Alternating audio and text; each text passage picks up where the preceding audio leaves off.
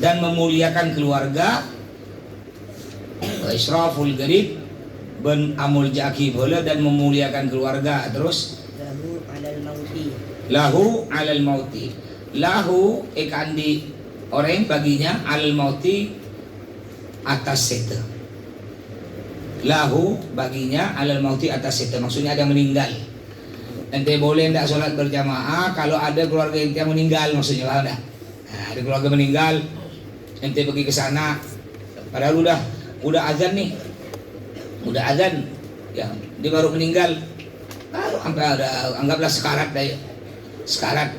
Kalau dia tinggal sholat jamaah nih, tidak enak nih ke keluarga nih, orang sakit parah, padahal sholat kan masih panjang waktunya kan, tidak pemain tidak sholat jamaah di masjid. Nanti setelah itu dia bisa sholat berjamaah dengan istri ente atau dengan yang lain. Saking apa? Untuk memuliakan. Jadi kalau ada orang sakit, udah parah, udah mau meninggal, kata orang Arab la yahya la yamut, apa artinya? Tak hidup tak mati. Ya. Agar ente lihat kalau napasnya agak panjang, ente bacakan syahadat, ikutkan. Ayo, ikut asyhadu an la ilaha illallah. Wa asyhadu anna Muhammad Rasulullah. Kalau napas dia agak panjang, kalau napasnya agak berkurang, bacakan la ilaha illallah Muhammadur Rasulullah. Agak kurang lagi, la ilaha illallah. Ikut dia kan, la ilaha illallah. Kalau napasnya udah pendek, pendek kan juga, Allah Allah. Ikut nanti orang itu, Allah. Jangan dia bilang nyebut, bot. Iya, karena orang mau meninggal tuh tak bingung dia orang mau meninggal tuh. Yang nampak depan dia tuh, kalau dia banyak dosa ditampakkan siksanya nanti. Siap-siap nunggu itu. Siap. Saking bingungnya ketika dengar suara Allah, dia cuma dengar suara Allah gitu deh. Allah. Tapi kalau nyebut, dia cuma dengar bot gitu ya. Bukan nyebut, itu bilang Allah gitu ya, paham?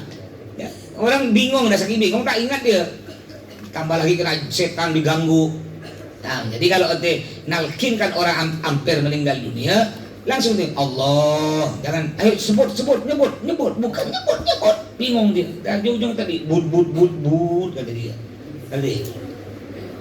Jadi boleh tidak sholat berjamaah kalau tadi karena memuliakan keluarga yang ada yang meninggal dunia. Di antaranya juga Au kaunuhu ya nasubihi.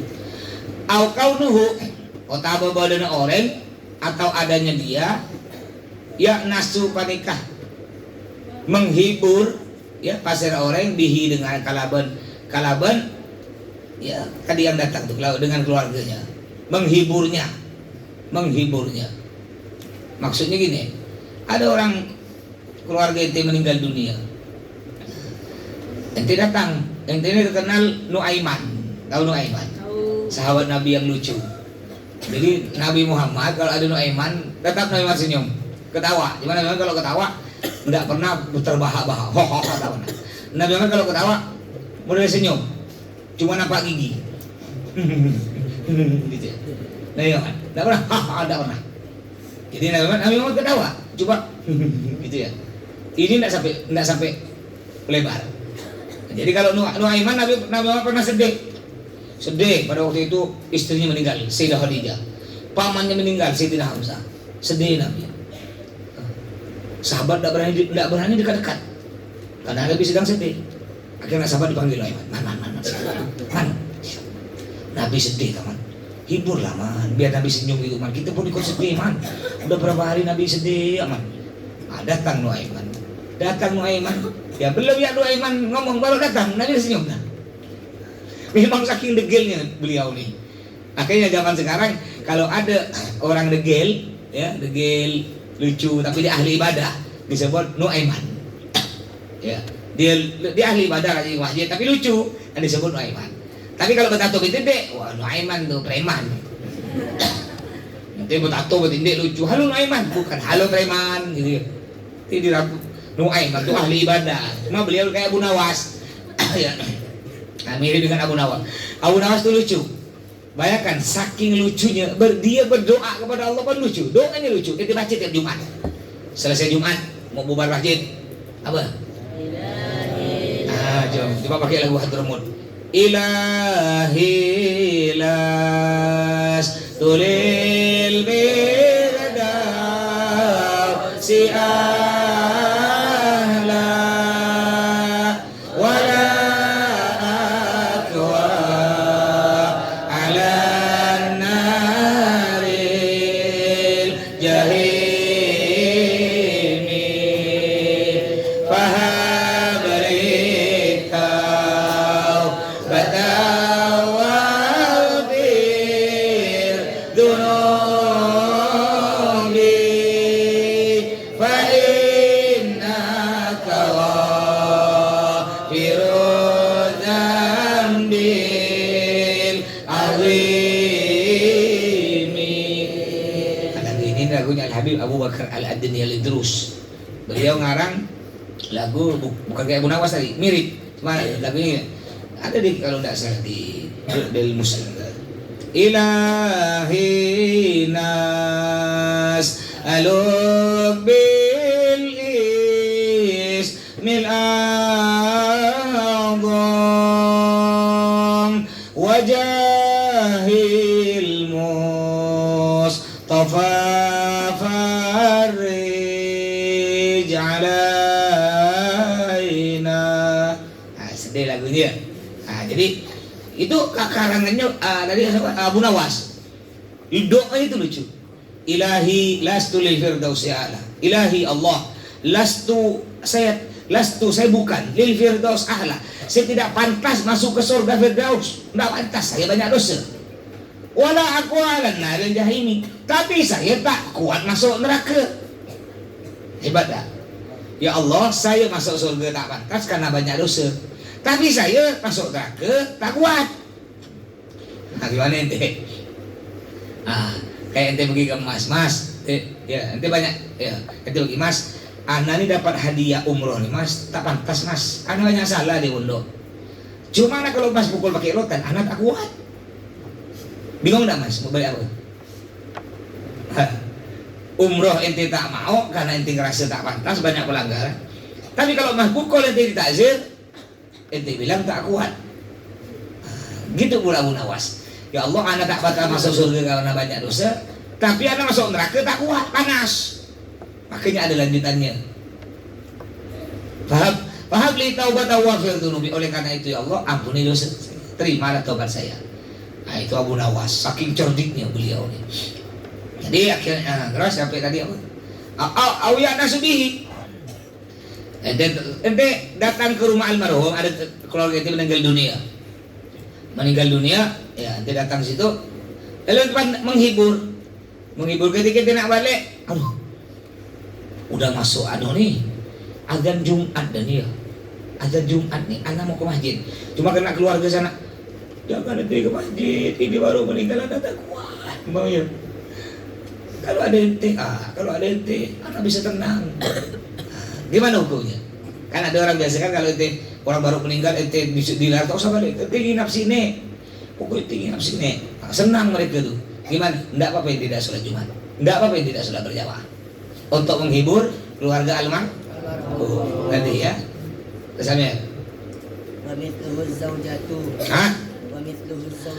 Wa mithluhu ban parika, wa mithluhu ban tining umpaman al-qarib.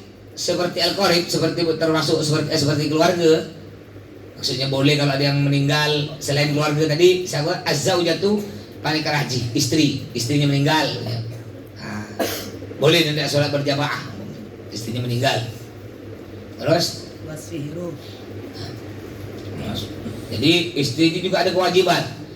Di antaranya kewajiban suami ketika istrinya meninggal, dia punya istri meninggal, ya wajib ente merawat mayat almarhum. Merawat dengan apa? Dimandikan. Setelah dimandikan dia apa? Menakwai mayat itu biasanya. Setelah dimandikan di kafani. Setelah dimas. Awas sekali lagi ente. Siapa yang bertidur berdiri. Setelah dimandikan di kafani. Setelah di kafani disolati, baru di kubur. kuburkan, kuburi pakai ii semua. Dimandii, dikafani, disolati, dikuburi, ditahlili, didoai, terakhir diberkati, dimakani, dikenyangi, dimolei. Ya Allah pakai i semua. Terakhir udah kenyangi, masuk WCI, keluar KII. Aduh, biar tangan kau ngerti. Nanti banyak matanya udah 5 uan. Nah, jadi istri, jadi ente wajib merawat mayat istri. Maksud merawat bukan nanti tidak dikubur, dimandikan, dikafani, disolati, dan dikuburkan. Itu diantara kewajiban suami. Walaupun pakai duit. Jadi biaya pemakamannya, kan biaya pemakaman kan bayar. Kain kafan, beli tak kain kafan tuh? Masa pakai kain serbet? Mengajar inti mayat istri inti pakai kain serbet. Pakai kain kafan beli. Batu nisan beli dah? Beli. Terus nanti tukang gali kubur beli duit dah? Walaupun tak beli kadang-kadang. Jadi inti kalau nanti balik batu, kadang-kadang kan inti batu-batu gali kubur yang laki-laki kan? Ya orang tertimpa musibah jangan diterima. Nah, kalau beri rokok atau beri kopi tak apalah. Atau nanti jadi ustad nih, orang baru meninggal. Biasa kan ente ustad, ente yang mandikan, ente yang kafani, ente yang ngimam sholat, ente yang ngantar kubur, ente yang baca doa di kubur tuh. Kadang-kadang diberi amplop, tak usah terima. Ya, tak usah terima karena orang baru tertimpa musibah. Mas tak pernah terima. Kalau orang yang baru meninggal tuh, mas tak mau terima. Ya, masuk orang pun mau balik kata. Enggak. Nah, tapi kalau tahlil biasa tahlil ke-7. Nah, kan udah kalau tahlil kan nanti ada keluarga datang. Keluarganya mana banyak datang kan? Beri beras, ada biasa ketutup apa? Baskom ketutup kain kuning, masuk amplop, ada kan biasa kan? Nah, lain cerita kalau tahlil. Ya, tahlil karena banyak keluarga yang beri dan nyumbang. Tapi kalau bisa enggak usah terima juga. Ya, kalau bisa. Tapi kadang-kadang orang ini maksa. Mana enggak Ustaz dari hari pertama enggak mau, Ustaz ini hari ke-7 enggak usah terima. Nah, biasa mereka bilang sedekahnya almarhum. Ya, sedekahnya bapak saya Pak Ustaz, ambil Pak Ustaz sedekahnya. Nah, kalau dia bilang itu apa ambil? Berarti bukan dari duit almarhum, berarti dari duit dia. Nah, ya, itu di antara kewajiban suami merawat jenazah istri. Ya, di antaranya juga ente kalau jadi suami dengarkan laki-laki, suami itu wajib menafkahi istri. Bahasa kasarnya suami wajib kerja, istri tak wajib. Walaupun ente ahli ibadah, rajin sholat 5 waktu, rajin sholat tahajud, rajin baca Al-Quran, puasa tiap hari, tapi ente tak kerja, istri ente yang kerja cari duit, ente tak kerja sampai ente di rumah, ya ente neraka bulat-bulat ente. Ngerti? Jadi seorang suami wajib cari duit kerja, istri tak wajib. Sekarang ini banyak terbalik. Ada ya istrinya jadi kerja ke orang, atau istrinya jadi pegawai negeri, berangkat ke kantor, suaminya ngasuh anak di rumah. Bagus nanti tukar ya tuh, istri pakai kain sarung, suami pakai rok dengan kotang. Ini tidak boleh, dosa. Jadi ente suami walaupun ente kerja tiap hari, berangkat jam 7 pagi, balik jam 5 sore. Saking letihnya ente tak pernah sholat tahajud, tak sempat ke sholat tahajud. Saking letihnya tidak kuat. Demi ente kerja kan ente kerja berat. Ente saking beratnya kerja ente ngangkat truk ente angkat. Saking berat itu kerja itu. Ente pindah truk. Halang-halang bukan semen, truk langsung. Mama ya. Saking itu kerja berat betul tuh. Ya. Akhirnya saking letihnya atau kerja bangunan lihat, saking letihnya itu balik jam 5 sore tiap hari. Dia tak kuat. Memang ke sholat maghrib, isya berjamaah masih bisa. Tapi habis itu tak kuat langsung tidur. Bangun tahajud tak pernah nanti sholat tahajud. Sholat duha pun tak pernah.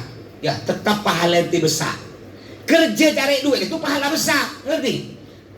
Lebih besar dari itu pahala sholat sunnah. Lebih besar dari itu pahala puasa sunnah. Tapi sebaliknya, walaupun ente tiap hari ente puasa sunnah, tiap hari baca Al-Quran dari pagi sampai sore, tapi ente tak kerja sebagai suami, Sedangkan istri ente kerja, haram ente, neraka ente masuk neraka. Itu suami tak bertanggung jawab. Kawin cuma modal kancot kan isinya. Paham? Kawin itu perlu modal, ngerti laki-laki? Cuma modal ganteng. Iya, kalau sehari 2 hari istri ente terima, bang, kita ini ndak apa-apa, dek, kau rela ndak dek, hidup ini dengan cinta. Ya. Jadi ketika hari pertama ndak makan dek, maaf dek, abang belum ada duit. Ya, kita hidup dengan cinta. Iya bang. Suaminya ganteng kan? Suaminya ganteng. Hari pertama ndak makan karena cinta. Hari kedua karena cinta. Coba hari ketiga ndak makan, berilah cinta. Tangkong itu pakai batu itu malah ente gua ngajar bang. Emang aku nak makan cinta apa? Ngerti? Walaupun ganteng, iya kalau masih ganteng, ya masih baru-baru kawin, cinta makan tuh cinta tuh. Nah coba perempuan, ente dengarkan si perempuan, ente mau, ente kerja, kena suami ente suruh kerja, karena ente punya suami ganteng, ketika ente kawin, dek, adik cinta gak? Oh adik sangat cinta. Kalau adik mau, bang abang mau gak kawin adik? Mau, coba ada syaratnya dek, apa bang? Ya, mau nanti gini, ada syarat dari suami itu yang sangat ganteng tuh. Mau bang, apa syaratnya bang? Adik kerja, abang enggak. Mau ini? Ganteng ini, ganteng. Mau? Ah, makanlah ganteng tuh. Ayo kita pilih nih. Ada cowok ganteng sekali, ganteng. Tapi ini ganteng, ya. Tapi tak kerja, tak punya duit, kere, dompet tipis, tapi ganteng sekali. Yang kedua, ada laki-laki tidak terlalu ganteng, tidak jelek amat, ya sedang, jangan jelek amat, sedang lah ya, hitam ya agak pahit sedikit ya. Cuma walaupun dia tidak terlalu ganteng, tapi kaya. Masya Allah, sangat kaya dia nih. Mitra undangan GM punya dia. Mega Mall, saking kayanya. Ah sekarang dia pilih yang berbuat. Mau tadi yang ganteng, tapi tidak berduit, atau tidak terlalu ganteng. Yang ini ganteng 100 nilai, tapi tak berduit. Yang ini nilainya 60, tak terlalu ganteng, hitam lagi, tapi banyak duit. Milih apa? Milih yang ini. Milih yang ini walaupun tak ganteng, banyak duit. Dengan duit bisa ganteng, betul lah? Bawa ke salon putih, tinggal dicat.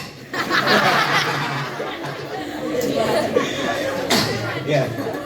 Artinya bagaimana? Ya, bukan mas ngajarkan ente perempuan matre, cari suami yang berduit, enggak. Cari suami tetap cari suami, begitu pula yang laki-laki cari istri yang soleh, solihah, yang ahli ibadah. Tapi perlu juga si suami, ente suami harus tadi menafkahi istri, wajib. Boleh laki-laki tak kerja, ya dengar, boleh ente laki-laki tak kerja kalau ndak kuat, karena udah tua sekali, udah umur 70 lebih dah. Jangankan ngangkat semen, ngangkat semen 1 sak, beras setengah kilo tak kuat. Ya. Udah tak kuat, udah tak wajib kerja karena terlalu tua dah, umur 80 lebih. Boleh ente laki-laki tak kerja kalau sakit-sakitan, ente sakit-sakitan membengek apa ya, ente tak kerja tak apa-apa, atau nak mati dah, tak kuat. Yang ketiga, boleh suami tak kerja, dengar laki-laki, boleh suami tak kerja kalau datang bulan, tak dosa. Ngerti ya? Umpama ente datang bulan laki-laki tak apa tak kerja. Gampang, yang perempuan, ente Santi Putri, kalau ente punya suami yang laki-laki tak kerja, berarti dia datang bulan. Mulai nanti ente belikan di Softtek, ngerti ya? Bukan 2 sayap, 10 sayap. Biar terbang sekali. Kalau perlu belikan Softtek dengan pentil liner itu apa? sekaligus belikan pempas sekali. Ya. Ini laki-laki kurang ajar tak kerja. Wajib suami wajib kerja, suami wajib menafkahi istri. Mau pernah pergi ke satu kampung, jadwal ceramah. Akhirnya masuk kampung situ, ya banyak kelapa di kampung. Lama udah berbelas tahun yang lalu. Sekali mas stop. Pada waktu itu siapa ya sopirnya lupa. Bukan Ustaz Rohim, jauh lama udah. Stop. Apa tak terkejut? Kali mau buka jendela masih mobil gini ingkol. Apa tak terkejut ya? Sekali lihat ada perempuan manjat kelapa. Perempuan manjat kelapa. Ya Allah, ketika melihat, astagfirullahaladzim, silau.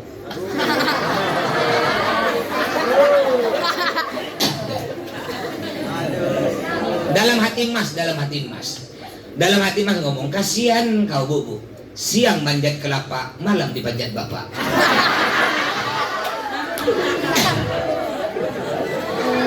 Kasihan dah? Ngerti? Jadi laki-laki wajib menafkahi jangan tegengsi. Wajib menafkahi istri itu. Nggak boleh itu dosa. Kerja tuh nggak wajib, nggak harus nggak kerja tuh harus nyangkol lalu apa enggak. Yang penting menghasilkan uang yang halal. Itu namanya kerja. Ya dengan apa? Ya kalau itu nanti mudah-mudahan kerjanya enak, kaya dan berkah. Paling bagus tuh kerja di mana kata Nabi? Arba'un min sa'adatil mar'i kata Nabi, sabda Nabi. 4 perkara yang membuat seseorang beruntung dan bahagia dunia akhirat. Kalau ente punya 4, ente akan beruntung dunia akhirat. Jadi kata Nabi, arba'un min sa'adatil mar'i. Yang mau catat, arba'un 4 perkara. Arba'un 4 perkara min sa'adatil mar'i. Dari keberuntungannya seseorang. Arba'un 4 perkara min sa'adatil mar'i, dari keberuntungannya seseorang.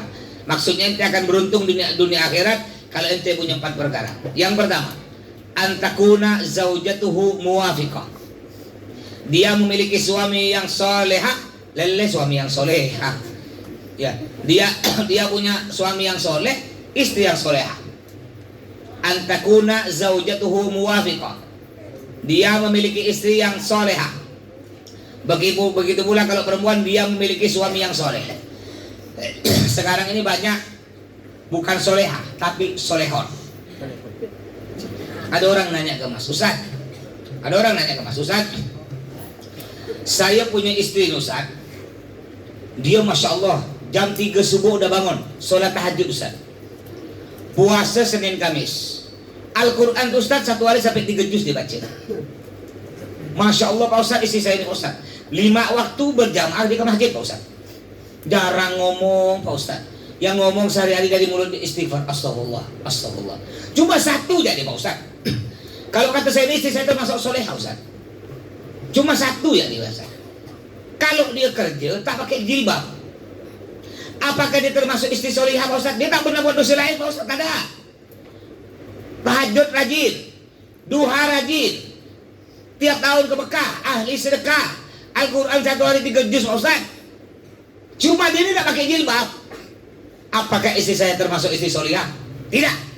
Istri kayak gini bukan istri solihah, tapi istri solehon. Apa? Solehon. Gimana dikatakan solehah?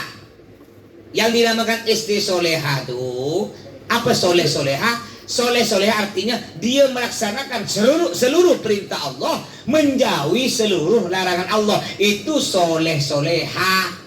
Sedangkan pakai kerudung perempuan, pakai kerudung ya nutup rambut nih, hukumnya apa? Jadi kalau ada perempuan tidak pakai jilbab, itu taat kepada Allah apa durhaka kepada Allah? Berarti perempuan dia rajin sholat di waktu, rajin ibadah tapi tidak pakai jilbab, berarti dia orang soleha apa orang durhaka? Wanita durhaka, bukan wanita soleha. Ada orang mengatakan lagi perempuan, ya rambut tak muka, kepala tak perlu pakai jilbab, yang penting hati pakai jilbab. Daripada tuh lihat tuh perempuan tuh pakai cadar, Tapi mulut tuh kayak gitu ngomongkan orang fitnah. Suka ngadu domba. Padahal pakai cadar. Nah kaku naku. Nah. Aku tak pakai kerudung, tapi hati aku bersih. Aku tak pernah ngomongkan orang, tak pernah syirik aku. Ada tuh orang gitu tuh. Lebih bagus tuh, muka tak perlu pakai jilbab. Yang penting hati yang pakai jilbab. Iya. Kalau ente pakai motor, tak usah pakai helm. Yang penting hati pakai helm. Kena tabrak truk pecah dua kepala ente. Macam-macam ya. Kalau nanti ketemu orang-orang gini nih, tak usah pakai kerudung, yang penting hati pakai kerudung. Nah, suruh tak usah pakai helm dia. Hati ini pakai helm. Macam-macamnya ya. Jadi hati-hati. Perempuan, ente calon-calon suami, calon-calon istri. Kalau ente punya anak, ya dia keluar rumah tak pakai jilbab, atau pakai jilbab pakai baju ketat, atau pakai jilbab tapi masih rambut sebutik, atau pakai jilbab rapi rapat tapi ketat, atau pakai jilbab rapi rapat tidak ketat longgar tapi keluarnya pakai wangi-wangian, ya ini haram hukumnya. Perempuan ini bisa memasukkan beberapa keluarganya masuk neraka. Di antaranya siapa yang masuk neraka? Di antaranya bapak dia, abang dia. Kalau dia istri, suaminya diseret dalam neraka sebab ini, sebab si perempuan tadi yang keluar rumah tidak pakai jilbab. Ya, makanya hati-hati. Mau ente laki-laki masuk neraka, padahal dia tak buat dosa, mau? Ya, ente bisa masuk neraka, tapi yang buat dosa bukan ente. Bisa jadi diseret dalam neraka sebagai suami atau sebagai orang tua. Siapa yang buat dosa? Anak ente. Yang buat dosa istri ente. Kalau ente diam, tidak marah, ente diseret dalam neraka. Caranya ente boleh tahu. Dia punya istri pakai jilbab. Cuma kalau pakai jilbab sering nampak sini. Dia boleh tahu. Sayang. Itu panggil istri. Nabi Muhammad kalau panggil istrinya, ya Humairah. Wahai istriku yang cantik jelita, pipi merah merona. Ya Humairah tuh artinya pipinya merah merona. Jadi orang Arab tuh putih, di sini kemerah-merahan. Asli. Ente ngikut-ngikut, itu palsu. Pakai apa? Soda. Apa? Repsol. Pakai apa? Iyalah pokok Repsol. Pokok intinya itulah. Pokok intinya ndak asli. Perempuan zaman sekarang nih merah-merah sini itu ndak asli. Makanya banyak perempuan kalau di sini ya, kalau udah pakai merah-merah, kalau udah musim hujan ndak berani keluar rumah, dia apa dia takut luntur. Tapi kalau orang Arab itu pipinya asli, putih kemerah-merahan. Kayak pakai apa kata dia namanya? Blush on. Bukan blow on. Ya. Jadi itu asli. Nah, jadi nanti kalau punya istri, tak usah panggil nama. Masa panggil nama Wati, Tuti. Panggil sayang. Lembut. Ya, sayang. Ingat sayang ya. Masya Allah. Jadi istri itu orang perempuan nih, dengarkan calon-calon suami. Perempuan nih orangnya sensitif, cepat tersinggung. Ya. Jadi andaikan dia salah. Cara nasihatinnya dengan lembut. Ya. Cara nasihatinnya dengan lembut. Mama dia nak pakai kerudung, keluar dengan ente masih nampak rambut segini. Ya. Sayang, rambutnya nampak. Rambutnya nampak. Pakai lembut. Atau ente betul kan? Sayang. Belum. Betul kan? Itu perempuan ya. Ya. Jangan pula ente langsung nembak dia. Udah abang bilang Pak ya. Padahal kau ni alumni al-jihad sama aku. Udah berapa kali ku bilang memang setan kau. Ayo gimana? Perempuan. Mana ada ente? Tak boleh. Perempuan terbuat dari tulang rusuk kiri Nabi Adam. Siti Hawa ini perempuan terbuat dari tulang rusuk. Tulang rusuk itu bentuknya beko begini. Kalau mau dibujurkan langsung paksa bujur, patah. Jadi caranya bujurkannya pelan-pelan, diurut pelan-pelan sampailah bujur. Begitu pula perempuan. Kalau ente langsung nembak tadi, marah dia. Caranya pelan-pelan. Ya. Ketika ente berjalan berdua, nampak apa ininya nih kan? Istri ente, pelan-pelan, peluk. Ya. Peluk, sambil tarik pelan-pelan.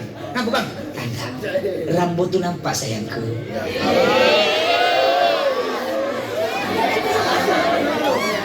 Tapi kalau dia marah, kadang-kadang ada gak istri ini? Ada gak? Sensitif gak?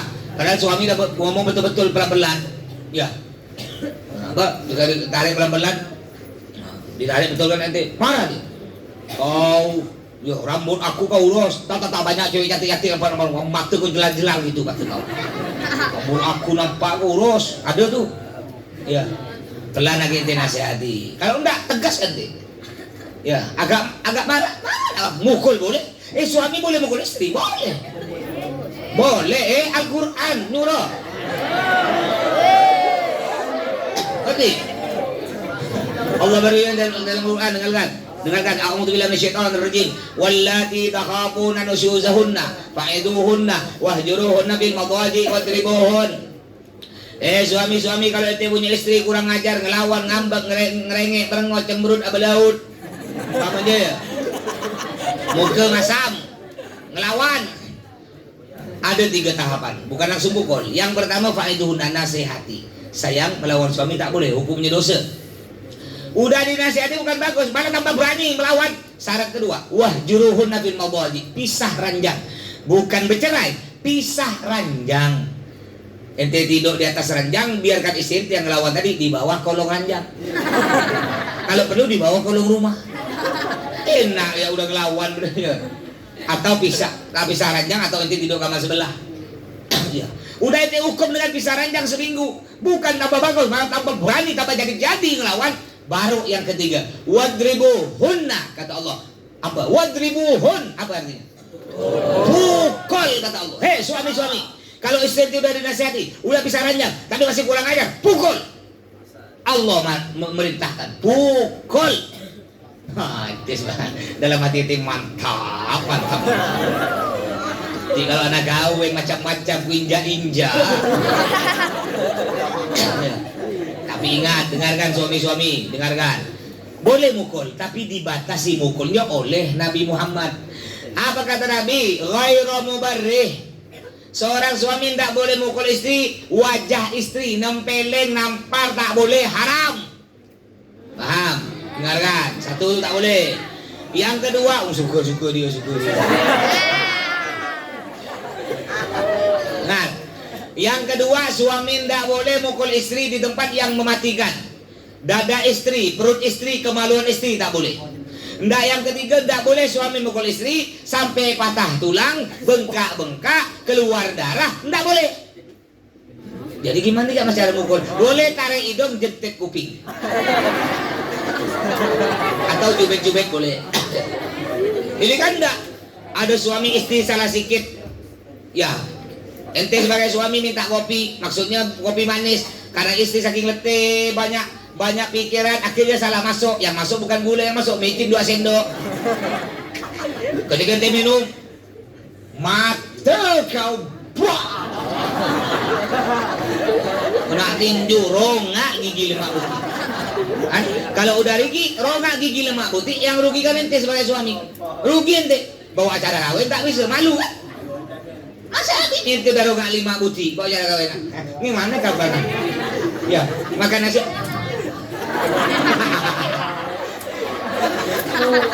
Ya, akhirnya yang rugi siapa? Kalau ente dah ninju mulut istri ente, patah gigi 5, yang rugi siapa? Ente sebagai suami kan? Ente jawab sebagai suami, gampang mas, tinggal belikan gigi palsu. Hah?